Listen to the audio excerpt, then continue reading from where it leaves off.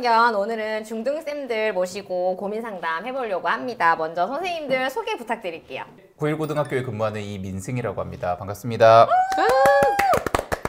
효성고등학교에 근무하는 박지혜입니다. 안녕하세요. 여러 일로 학생들 상담할 일이 자주 있는데 그때마다 학년부장쌤이 제가 아이들 대하는 방식에 대해서 뭐라고 하십니다. 쌤, 그렇게 애들 풀어주면 안 돼. 더 혼내야 돼. 이건 약과예요. 지난번에는 그런 말을 하면 어떡해요. 다음엔 저한테 먼저 이야기하고 상담하세요. 라는 말까지 들었습니다. 아이들한테도 여자아이가, 남자아이가로 시작하는 차별적 발언은 기본이시고요. 내년에도 아마 본교무실 있을 것 같은데 어떻게 헤쳐나가야 할까요? 처음 갔을 때를 잊을 수 없어요. 아이들 머리 길이가 1.5cm고 거수경례를 하고 이 몇 가지 풍경들이 있어가지고 이미 약간 이랬는데 당연히 학년 분위기도 굉장히 보수적이죠. 맞아본 적이 없거든요. 때릴 생각 일도 없었어요. 근데 그러다 보니 학교 안에서 이제 조금 허용적인 사람이 됐어요. 그러니까 뭐 야자를 강제로 한다거나 방과후를 강제로 한다고 했을 때 제가 제 마음이 부대끼니까 설득을 잘 못할 거 아니에요. 그러면 우리 반은 아무래도 이탈자가 많아요. 이제 그랬을 때 딱 저희 학년부장 선생님이 그 말씀하셨어요. 그렇게 하면 안 돼. 박 선생님 그렇게 하면 안 돼. 애들 다 풀어준다고. 그래서 다른 선생님들처럼 이렇게 잡아보려고 막 연기를 했다가 애들이랑 사이만 틀어지고 그 해는 그냥 망했어요. 진짜 반 아이들이랑 좋은 기억이 별로 없어요. 좋은 기억도 별로 없고 저한테 맞지 않는 옷을 입어야 된다고 생각했어요. 왜냐하면 난 무능한 담임은 되게 싫었거든요. 그래서 그렇게 하고 있다가 다음에 3년차 때 무슨 생각이었는지 모르겠는데 그냥 내 생긴 대로 살자 싶어서 제가 하고 싶은 대로 했어요. 그해 부장 선생님은 저한테 뭐라 그러셨냐면 참고로 조합원이셨어요. 지혜야 그러면서 네? 그랬더니 네 방법이 틀린 건 아니야. 정답 없어. 근데 네 방법은 시간이 많이 걸려. 그건 알고 있으면 돼. 그러시는 거예요. 근데 제가 그래서 어떻게 했냐면 야자 시간이 이제 필수니까 데리고 계속 운동장 걸었어요. 제 고향 말을 쓰면서 사내 아이와 대화할 때 아이들이 그 운동장 돌 때 지 속내를 되게 많이 얘기해 주는 거예요. 진짜요? 생활지도라고 하는 게 특별히 제가 윽박 지르거나 힘으로 누르지 않아도 아이들이 저랑 어느 정도의 신뢰관계가 형성이 되죠. 그러면 그렇게 하면 안 돼. 나한테 얘기하고 상담해. 물론 도와주시려고 그러는 걸 수 있어요. 근데 적당히 흘려들을 줄도 알아야 되고 그거에 갇힐 필요도 없고요. 정답은 없다는 그 생각을 꼭 해야 된다고 생각해요. 이 정답은 없다라는 말씀에 엄청 동의를 하는 것 같아요. 그리고 결국 자기한테 안 맞는 전략을 선택하면 그게 유지가 안 되더라고요. 그러니까 저도 처음에 그냥 교과 수업을 할 때였는데 교과 수업을 하는데 아이들이랑 너무 격이 없이 가까워진 느낌? 그래서 그거를 굉장히 말을 줄인다든지 아이들을 억압적으로 대한다든지 이런 방식으로 선생님과 학생이 경계를 세우려고 했었거든요. 근데 그게 굉장히 저랑은 안 맞는 방식이었고 오히려 그러니까 제가 원래 가지고 있던 장점까지도 다 사라지는 느낌이 되게 들었었거든요. 그래서 선생님이 가지고 계시는 장점에 집중하셔서 거기에 귀를 기울여 보시고 내가 뭘 더 잘할 수 있는지를 한번 생각해 보시는 게 오히려 도움이 되지 않을까. 그래서 자신감 가지시라는 말씀을 좀 드리고 싶습니다. 중등, 특히 고등학생이랑 이 초등생들의 생활지도는 이게 어떤 레벨이 다르더라고요. 뭐 오토바이를 절도를 했다. 뭐 경찰에서 전화가 왔다. 뭐 이러더라고요. 네, 맞아. 근데 그 고등학생쯤 되면 애들이 그 사건은 굉장히 큰 사건을 치는데 그래도 선생님이랑 어떻게 소통하는지를 좀 알아요. 그래서 선생님이 막 소리를 지르면 예, 막 이렇게는 하고 맞아요. 근데, 진짜? 뭘 말씀하시는지 너무 알아요. 근데 사건은 엄청난 사건을 쳤어요. 고등학생 아이들 담배도 많이 필 것 같은데 어때요? 피죠. 그 남자 고등학교 저 첫 학교 그때 담임할 때는 진짜 많았거든요. 적발도 진짜 많이 했고 압수도 정말 많이 했고 막 절단식 이런 것도 했어요.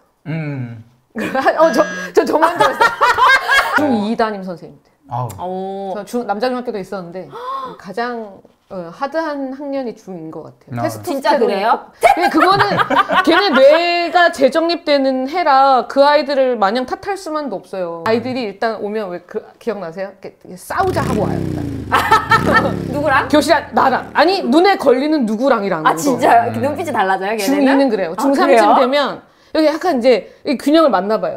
그리고 고1쯤 되면 전 작년에 사람이 아니었어요. 막 이래요. 자기를. 본인이? 자기를 얘기하면서. 진짜? 그래서 웃기고 앉았다. 이러면서. 그러죠. 두 분 다 지금 남고? 전 남녀공학이에요. 저는 공학입니다. 아, 두 분 다 공학이세요? 네. 네네. 어때요, 아이들이? 합반일 때랑 아닐 때랑 아니면 공학일 때랑 아닐 때랑? 남녀공학은 뭐 연애하느라 바쁘고요. 그쵸.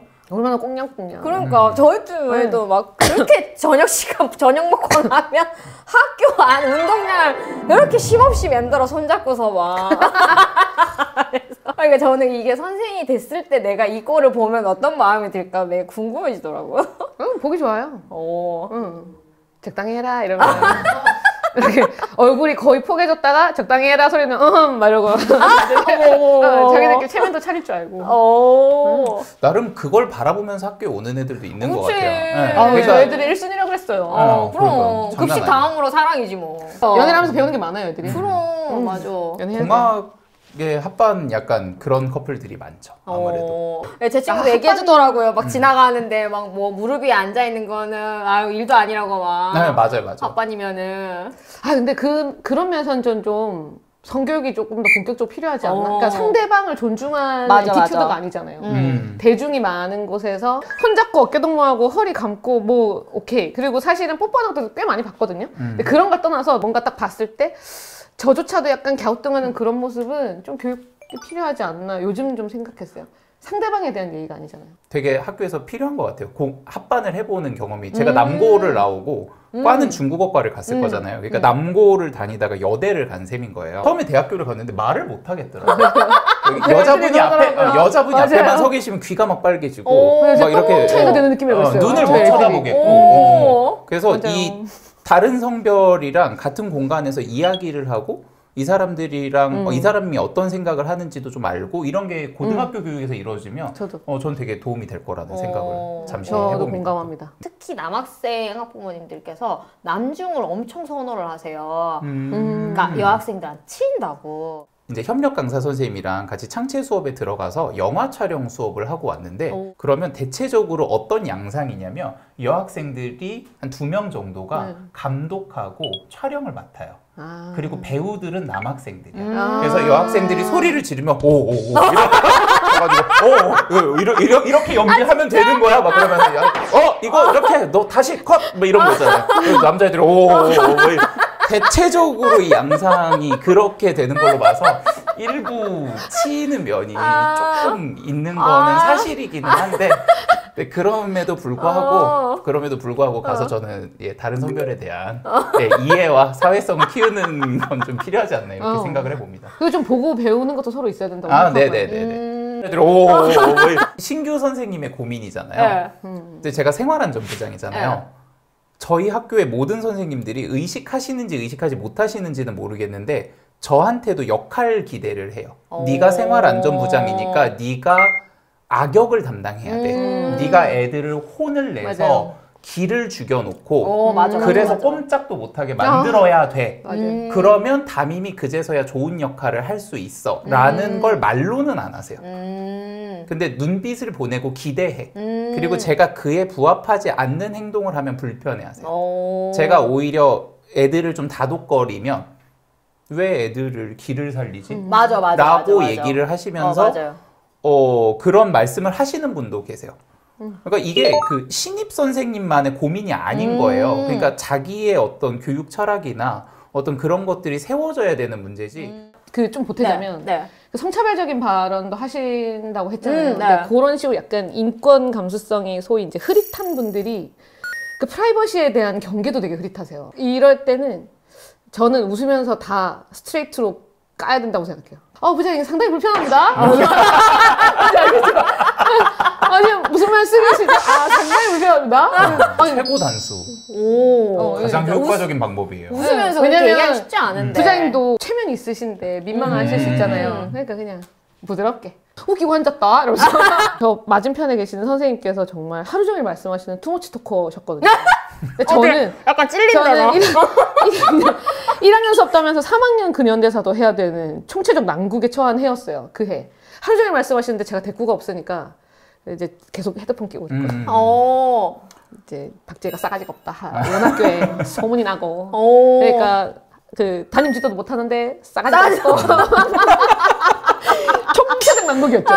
진짜. 근데 놀라운 건 그 다음 해에 구성원이 바뀌고 부장님이 난 대하는 태도만 바뀌었을 뿐인데 근데 저는 훨씬 행복도가 상승했고 그 이후로 저는 제 방식에 대한 확신도 가지게 됐어요. 어디 또 좀 이렇게 마음이 맞는 사람들이랑 만나서 그죠? 이것도 생각 비슷한 사람들 많으면 시너지가 빵 나서 또 엄청 괜찮아지기도 하거든요. 그랬으면 하는 또 바람이 있네요. 저 선생님이 너무 부러운 게 저는 끊임없는 지금 이게 몇 년 차 안 됐지만 한 8년, 10년 동안 계속 의심해요. 너무 힘들어요. 이거 너무 힘들어요. 이게 한 번도 정답이라는 생각을 해본 적이 없는 것 같아요. 그 생각을 저도 해본 적은 없어요. 그러니까 이게 수업에서 자존감이 엄청 낮아지는 시기가 있고 수업에서 이제 그게 그 문제가 조금 해결되고 나면 담임에서 자존감이 엄청 낮아지는 거예요. 내가 애들한테 제대로 하고 있나? 맞아요. 뭐 그런 생각을 하다가 그 다음에는 그게 업무로 옮겨와요. 그래서 내가 업무에서 기획 업무를 하고 있으면 내가 이 부서에 정말로 서포트를 제대로 해주고 있는 건가? 끊임없는 자기 의심. 교사가 그쵸. 힘들어요. 참 자기 의심을 계속 하게 돼. 교사는 힘들다. 교사는 이렇게 힘듭니다. 그래서 감히 말씀드리건데 저도 그 갈등은 계속 하는데 그건 하나 한 것 같아요. 굳이 꼭 좋은 평가를 받을 필요가 없다. 나는 충분히 애쓰고 있고 우리 마음 안에 우리는 다 모범생들로 컸잖아요. 학교에서. 좋은 평가를 받고 싶은 거예요. 인정을 받고 싶고 앞에는 좀 건방지게 막 길을 찾은 듯이 얘기했지만 사실 고민은 계속 되고 있거든요. 전혀 그건 정답 없잖아요. 사람 대하는 거 정답 없잖아요, 쌤. 그죠? 맞아. 이게 교사라는 직업이 계속 끊임없이 사람을 대하는 직업이라서 그래서 계속 고민이 되는 것 같아요. 너무 힘들어요. 이거 너무 힘들어요. 오늘 교실에 참견에서는 선생님들의 직장생활, 교무실 살이와 더불어서 이제 많은 이야기들을 나눠봤는데 저는 정말 재밌었거든요. 선생님들 재밌으셨나요? 네, 너무 많이 웃었습니다. 네, 너무 재밌었어요. 한편에는 선생님들과 함께 이것이 고등학생이다. 고3 입시와 관련해서 이야기해보도록 하겠습니다. 그러면 선생님들 다음 시간에 만나 뵐게요. 안녕! 안녕!